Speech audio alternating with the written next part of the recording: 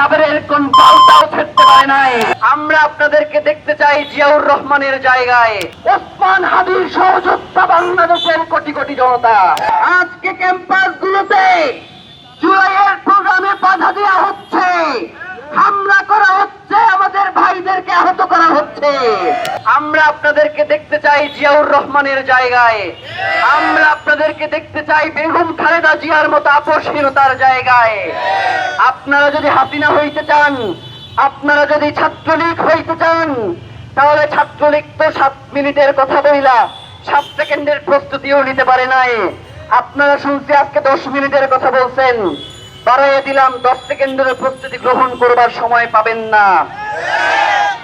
ছাত্র জনতা চুপ করে আছে, কোনো কথা বলছে না, এর মানে এই না যে তার ভাইয়ের উপরে আঘাত আনলে সে ঘরে বসে থাকবে। আমরা সরকারকে স্পষ্ট আহ্বান জানাতে চাই, এই জুলাইকে কিভাবে আগামীর বাংলাদেশ বিনির্মাণের পথপ্রদর্শক হিসেবে, রোডম্যাপ হিসেবে ব্যবহার করা যায়, সেই চিন্তা ভাবনা করে আগামীর বাংলাদেশ বিনির্মাণের চেষ্টা করেন। কোনোভাবে যদি বাংলাদেশে ভারতীয় আধিপত্যবাদ কায়েম করতে চান, দিল্লির প্রেসক্রিপশনে রাষ্ট্র পালাইতে চান, দিল্লির প্রেসক্রিপশনে রাষ্ট্র বানাইতে চান, তাহলে হাসিনার মতো দিল্লিতে বসেই হুমকি দিতে হবে, বাংলাদেশে থাকতে পারবেন না। আজকে ড্যাফোডিল ইউনিভার্সিটিতে আমরা প্রোগ্রাম করেছি, ওখানে সরকারি যেই ছাত্র সংগঠন রয়েছে তারা বলেছে যে ইনকিলাব মঞ্চের জাবের এইখান থেকে যাইতে পারবেন, আমরা দেখে নিব। জাবেরের কোন পাল্টাও ছেড়তে পারে নাই। সুতরাং স্পষ্ট করে বলে দেই, এই জাবের একা না, ওসমান হাদির সহযোদ্ধা বাংলাদেশের কোটি কোটি জনতা।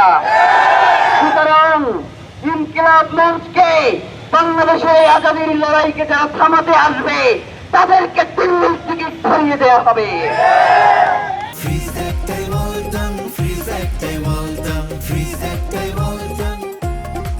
আজকে ক্যাম্পাসগুলোতে জুলাইয়ের প্রোগ্রামে বাধা দেওয়া হচ্ছে, হামলা করা হচ্ছে, আমাদের ভাইদেরকে আহত করা হচ্ছে। অথচ স্বরাষ্ট্রমন্ত্রী আজকে সকালবেলা বলে আইন শৃঙ্খলা পরিস্থিতি নিয়ন্ত্রণে রয়েছে। উনি আসলে বলতে চেয়েছে আইন শৃঙ্খলা বাহিনী তাদের নিয়ন্ত্রণে রয়েছে। নয়তো বিশ্ববিদ্যালয়গুলোতে হামলা করার পরে আমরা প্রশাসনের পদক্ষেপ গ্রহণ করতে দেখতে পারতাম, কিন্তু অত্যন্ত লজ্জার বিষয় আমরা এর কোনো কিছুই দেখতে পাচ্ছি না। সেই জায়গা থেকে সুস্পষ্ট যে এই হামলাগুলোতে সরকারের সুস্পষ্ট মদত রয়েছে। আমরা সরকারকে জানিয়ে দিতে চাই, যেই জুলাই শহীদের পিতা বলেছে আমার সন্তানকে ততক্ষণ পর্যন্ত দাফন করব না যতক্ষণ পর্যন্ত হাসিনা এই দেশ থেকে বিতাড়িত না হবে।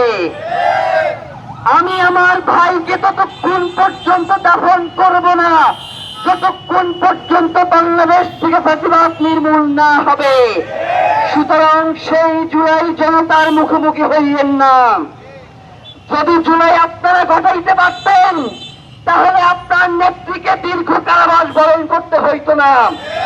সুতরাং সেই জুলাইকে গ্রহণ করুন, জুলাইয়ের পাশে থাকুন, জুলাই নিয়ে কোন ধরনের ষড়যন্ত্র উস্কে দিয়েন না, তাহলে বাংলাদেশের জনগণ আবার আবাবিল পাখির মতো জুলাইয়ের এই জনপদে হাজির হয়ে যাবে।